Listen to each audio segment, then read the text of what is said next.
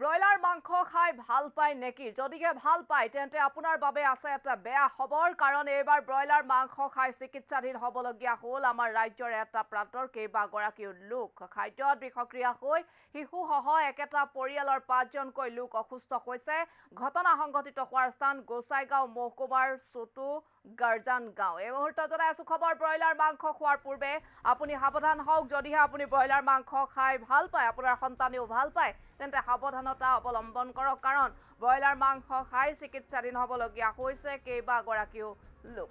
খাদ্যত বিষক্ৰিয়া হৈ শিশুসহ একেটা পৰিয়ালৰ 5জনকৈ লোক অসুস্থ হোৱাৰ খবৰ আহিছে গোসাইগাঁও মহকুমাৰ চুটু গাৰ্জান গাঁৱৰ পৰা। ব্ৰইলাৰ মাংস খোৱাৰ পাছতে আৰম্ভ হয় শৌচ আৰু বমি, আৰু যাৰ ফলত তেওঁলোকক চিকিৎসালয়ত চিকিৎসাধীন কৰিবলগীয়া হয়।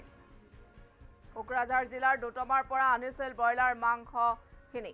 আমি বিভিন্ন সময়ত এনেকুৱা খবৰ আমি লাভ কৰিছোঁ, সম্প্ৰচাৰ হৈছে, আৰু তাৰ পাছত পুনৰ এইবাৰ গোসাইগাঁও মহকুমাৰ চুটু গাৰ্জান গাঁৱৰ পৰা আহিছে খবৰ যে ব্ৰইলাৰ মাংস তেওঁলোকে খাইছিল। কোকৰাঝাৰ জিলাৰ দুটমাৰ পৰা আনিছিল তেওঁলোকে মাংসখিনি, আৰু এই ব্ৰইলাৰ মাংসখিনি তাৰ পৰা আনিছিল, তাৰ পাছত তেওঁলোকে খাইছিল। কিন্তু খাদ্য যেতিয়া বিষক্ৰিয়া হ'ল, তেতিয়া শিশুসহ একেটা পৰিয়ালৰ 5জনকৈ লোক অসুস্থ হৈ পৰে। গোসাইগাঁও মহকুমাৰ চুটু গাৰ্জান গাঁৱত এই ঘটনা।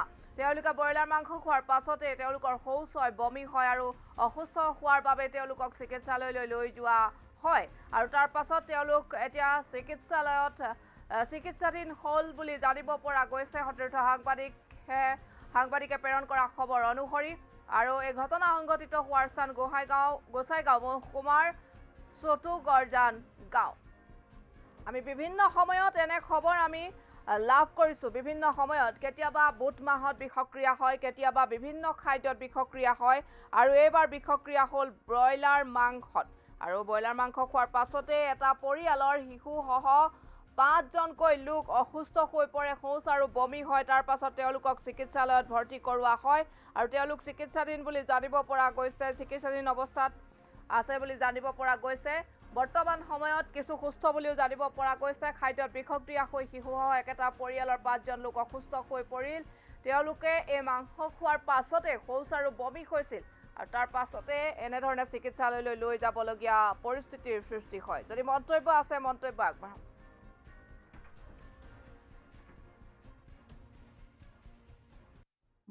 খাইছিলো দুপুরে শাল কুমড়া দিয়া 1 ঘন্টা থাকিয়া 1টা পর্যন্ত পেট বিষ মাথা একদম ঘুরাইছে, বমি পায়খানা একদম উঠিবার না পাই, বিছনাতে পায়খানা হয়েছে।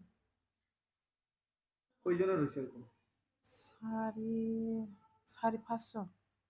2 বছরের লড়া আসলো, সব মদ কিবা হয়ে নাতিনি বেটা এটাও হয়েছে, আর ও হয়েছে। পরিবারের যিমানখিনি আছে সবরে হয়েছে। কেতিয়া খাইছিলে ব্ৰইলাৰ? দুপুৰে যোৱাকালি।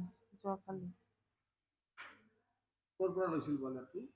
এই কোকৰাঝাৰ পৰা, এই দথমাৰ পৰা আনিছিল। দথমা। আপনার ঘর ক'ত? এই ছোট গরজানগঞ্জ আমাদের। কি নাম? আমার নাম কৃঞ্জু ব্রহ্ম। এডমিট এতিয়া কেতিয়া আছে ইয়াতে? খালি 5টা আবেলি। বাকী সদস্যসকলৰ অৱস্থা কেনেকুৱা? অলপ আৰাম হয়েছে ইচ্ছা। আপুনি বেছিকৈ হৈছে না? কালি দুপৰীয়া ব্ৰইলাৰ খাইছিল। ব্ৰইলাৰটো কি পচা আছিল নেকি? পচা নাকি এই কিবা মদ বাটি ঘরের মানুষ বানাইছিল শাল কুমড়া দিয়া। আমি খালি বুড়া বুড়ি 2জন আসিল, অলপমান দিছে, এটা খাইছিল।